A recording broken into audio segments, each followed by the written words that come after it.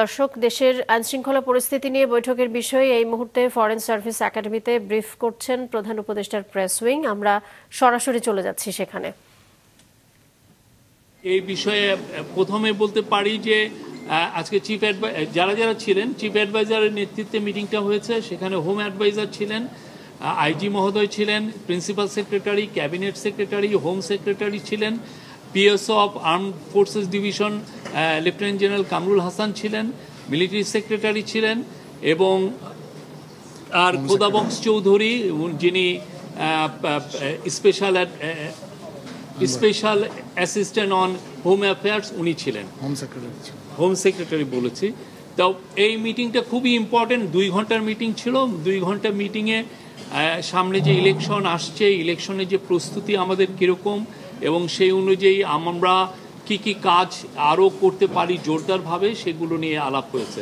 প্রথম ছিল যে কোঅর্ডিনেশন বাড়ানো, আর্মি, পুলিশ এবং গ্রাসরুটের যে লোকাল অ্যাডমিনিস্ট্রেশন, এদের মধ্যে কোঅর্ডিনেশন বাড়ানোর কথা বারবার জোর দিয়ে বলা হয়েছে।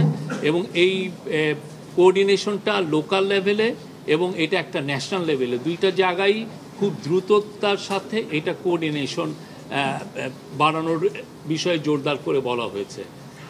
আপনার ইলেকশনের আগে পুলিশের প্রস্তুতির কথা বলা হয়েছে এবং পুলিশের আইজি মহোদয় বলেছেন যে আগামী মাস থেকে 1.5 লক্ষ পুলিশের ট্রেনিং হবে ইলেকশনের বিষয়ে। সেপ্টেম্বর থেকে, আগামী মাসটা সেপ্টেম্বর, অক্টোবর এবং নভেম্বরে 1.5 লক্ষ পুলিশের নির্বাচন বিষয়ে তাদেরকে ট্রেনিং দেওয়া হবে।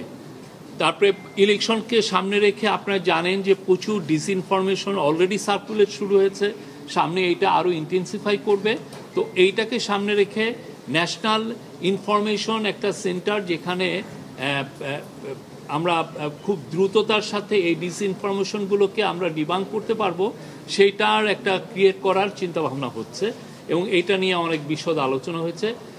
চিফ অ্যাডভাইজার আমাদের হোম মিনিস্ট্রি বা পুলিশের এখানে বা যে একটা সেন্ট্রাল কমান্ড স্ট্রাকচার কিছুদিন আগে করা হয়েছে আপনারা জানেন, সেখানে একটা মিডিয়া সেন্টার প্রতিষ্ঠা করার কথা বলেছেন, যাতে করে খুব দ্রুত এই আইন শৃঙ্খলা সংক্রান্ত যে কোনো ইনফরমেশন খুব দ্রুত কালেক্ট করা যায় এবং ওই দিনই ওই সময়ই এটা যাতে ডিসেমিনেট করা যায় এবং সেই জায়গায় প্রতিদিনই যাতে প্রেস কনফারেন্স করে আপনাদেরকে জানানো যায় যে কোথায় কি কিভাবে হচ্ছে, কোথাকার